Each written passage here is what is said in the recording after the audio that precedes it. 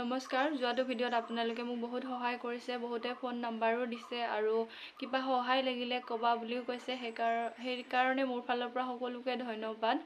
আৰু আপোনালোকে মোক আইনৰ কাষ চাপিব কৈছিলে আৰু ইতিমধ্যে মই তাকে কৰিছোঁ। আৰু যদিও কিবা এতিয়া দিগদাৰ কৰে লগে লগে জনাব কৈছে। বৰ্তমান এইকেইদিন বাৰু একো দিগদাৰ কৰা নাই। তাৰ পৰা এটা কথা, যেতিয়া নেকি মোৰ মা আছিল, মোৰ মাৰ লগতো এইখিনিয়ে হৈছিল। মোৰ মা যিহেতু সৰুতে বিয়া হৈছিলে আৰু দেউতাও সোনকালে ঢুকালে।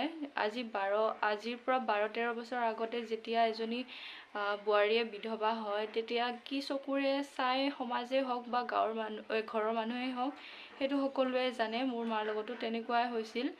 তাৰ পৰা সি হেনো মাক বগা আইনা বুলি মাতিছিল আৰু মাৰ লগত বেয়া চকুৰে চাইছিল। মায়ে সেইখিনি চান্স নিদিয়াৰ কাৰণে মাক বেলেগ ল'ৰা এটাৰ লগত সন্দেহ কৰি পেলাই ঘৰৰ মানুহৰ লগত বেয়া কৰি পেলাই ঘৰৰ পৰা মাক ওলাই যাব লগা বাধ্য কৰাইছিল।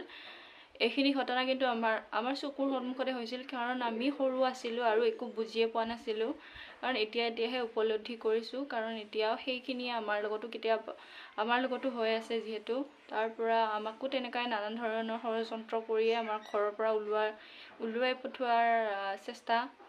তাৰ পৰা ইমান বেছি আৰু আজি একো কৈ নাথাকোঁ। বাকী আপোনালোকে সুধি আছিলে মোক বহুতে, সেইকাৰণে মই জনাই দিলোঁ। বাকী আপোনালোকে মোক বহুত ভাল উপদেশ দিছে, আদেশ দিছে, তাৰ কাৰণে সকলোকে ধন্যবাদ। আৰু মই এইখিনি কাম অকলে কৰা নাই, মই মোৰ ঘৰৰ কিছুমান ডাঙৰ মানুহক আৰু জনা মানুহক সুধি পেলাই মই এইখিনি কৰিছোঁ। বাকী ইমানে।